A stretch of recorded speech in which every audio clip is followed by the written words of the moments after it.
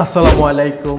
Naim touch pro Bangla চ্যানেলতে সবাই জানায় সাদর সম্ভাষণ। আজকে কথা বলবো এমন একটা টপিক নিয়ে, এমন একটা বিষয় নিয়ে, সেটা হচ্ছে অ্যাডোবি ফটোশপ যখন ইনস্টল করেন ফুল ভার্সন, তখন ইনস্টল করার পরে ওপেন করতে চাইলে দেখা যায় ইন্টারফেসটা ব্ল্যাঙ্ক আসে, অর্থাৎ কোনো লেখা আসে না। নিউ ডকুমেন্টে গেলে দেখা যায় লেখা আসে না, কোনো ডকুমেন্ট ওপেন হচ্ছে না। তারপর আপনি ফাইল সেভ করতে গেলে কিন্তু কিছু ওপেন হচ্ছে না। ফুল ভার্সন ইনস্টল করার পরেও যদি আপনার কোনো সময় এই ধরনের সমস্যা হয়ে থাকে, ইনস্টল করার পরে আপনার ভিতরে ওপেন হওয়ার পরে লেখাগুলো দেখা যায় না, আসে না, সেভ হয় না, বা নিউ প্রজেক্ট ক্রিয়েট করা যায় না, লেখা আসে না, এই সমস্ত সমস্যা হলে দেখাচ্ছি প্রবলেমটা কি। সফটওয়্যারটা ওপেন করে তো এখানে আমার 2021 সাল, 20 সাল এবং 19 সাল আছে। তো আমি 19 সালেরটি দেখাচ্ছি ওপেন করে। তখন আমরা রানে ক্লিক করব। আচ্ছা, রানে ক্লিক করার পরে দেখেন ইন্টারফেসটার কি অবস্থা। এখন যে ইন্টারফেসটা আছে এটা কিন্তু এখন ওপেন হইতেছে না, একটা ব্ল্যাঙ্ক দেখা যাচ্ছে। দেখছেন ফটোশপের ইন্টারফেসটা কিন্তু ওপেন হচ্ছে না। তো কিছু এখানে অপশন অ্যাড হয়েছে, বাট ফাইলে ক্লিক করে দেখি আমাদের যে ব্ল্যাঙ্কগুলো আছে, প্রবলেমগুলো সলভ করা যায়নি এখান থেকে। তো আমরা নিউতে ক্লিক করতেছি,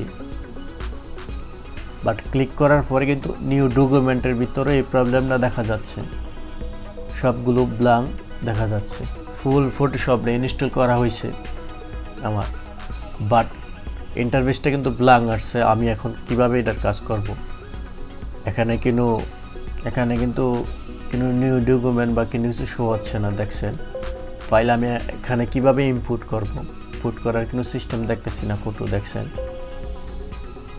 নিউ ডকুমেন্ট কিন্তু ব্ল্যাঙ্ক আসছে, এটার ইন্টারফেসটাও ব্ল্যাঙ্ক।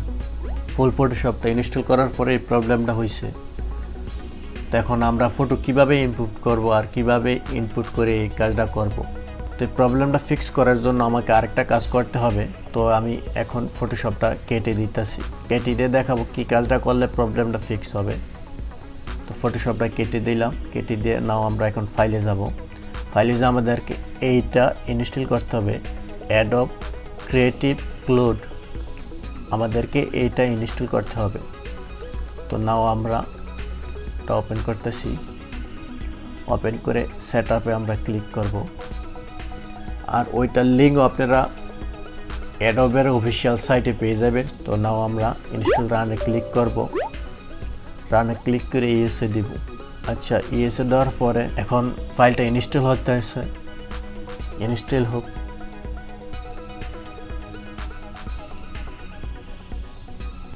একটু টাইম লাগবে আশা করি।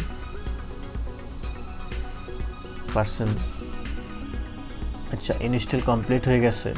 কী করব? অ্যাডোব ক্রিয়েটিভ যেটা, ওইটা কিন্তু আমরা ইনস্টল করছি। এখন আমরা আবার চেক দিব যে আমার যে প্রবলেমটা আছে প্রবলেমটা সলভ হয়েছে কি না। তো নাও আমরা আবার ওপেনে ক্লিক করব। তাতে আমরা ওপেনে ক্লিক করব। কোনো ওপেনে ক্লিক করলাম, এখন কিন্তু ফটোশপটা ওপেন হইতেছে। তো দেখি আগের প্রবলেমটা আছে কি না।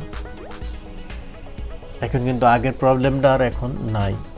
এখন কিন্তু ওই যে নিউতে ক্লিক করলে এই যে নিউ ডকুমেন্ট শো হচ্ছে। আপনি এখান থেকে চাইলে ফটোর সাইজ নিতে পারবেন, প্রিন্টের সাইজ নিতে পারবেন, ওয়েবের যে সাইজ আছে এগুলো নিতে পারবেন, মোবাইল ফিল্ম মেকার ভিডিওর যে সাইজ আছে অটোমেটিক দেওয়া আছে।